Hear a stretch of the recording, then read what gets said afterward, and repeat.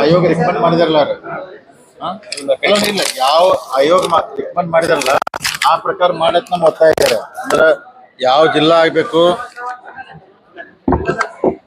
ಈಗ ಗೋಕಾಕು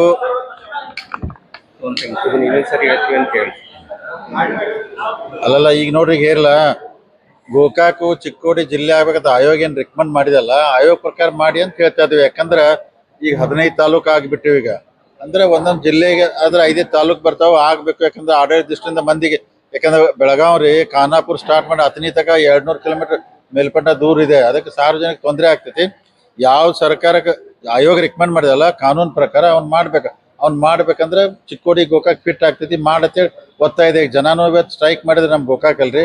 ಸೊ ನಾವೆಲ್ಲ ಸಪೋರ್ಟ್ ಮಾಡಿದ್ವಿ. ಆದಷ್ಟು ಬೇಗನೆ ಗೌರ್ಮೆಂಟ್ ಡಿಸಿಷನ್ ತೊಂದ್ರೆ ಒಳ್ಳೇದಾಗ್ತೈತ್ರಿ.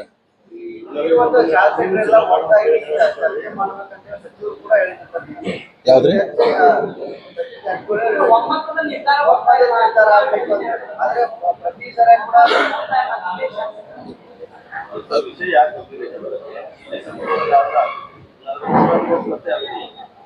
ಈಗ ಅದ ಏನಿಲ್ಲ ರೀ, ಜಿಲ್ಲಾ ಎಲ್ಲಾ ಶಾಸಕರಿಗೆ ಬೈಲೊಂಗಲ್ ಒಂದು ವಿಚಾರ ಬೇರೆ ಬರ್ತೈತಿ, ಅತನಿದ ಒಂದು ವಿಚಾರ ಬೇರೆ ಇದೆ. ಅದಕ್ಕೆ ಎಲ್ಲಾರು ಕೂಡಿ ವಿಶ್ವಾಸದಾಗ ಬಂದ್ ಬಿಟ್ರೆ ಈಸಿಯಾಗಿ ಮುಗಿತೈತಿ ಅದು.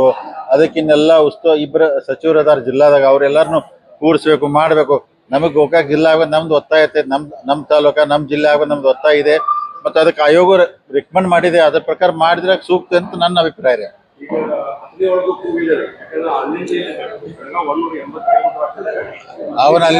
ಅವನ ಬಿಜಾಪುರಕ್ಕೆ ಹಾಕಿಬಿಡ್ರಿ ಅವ್ರನ್ನೆಲ್ಲ.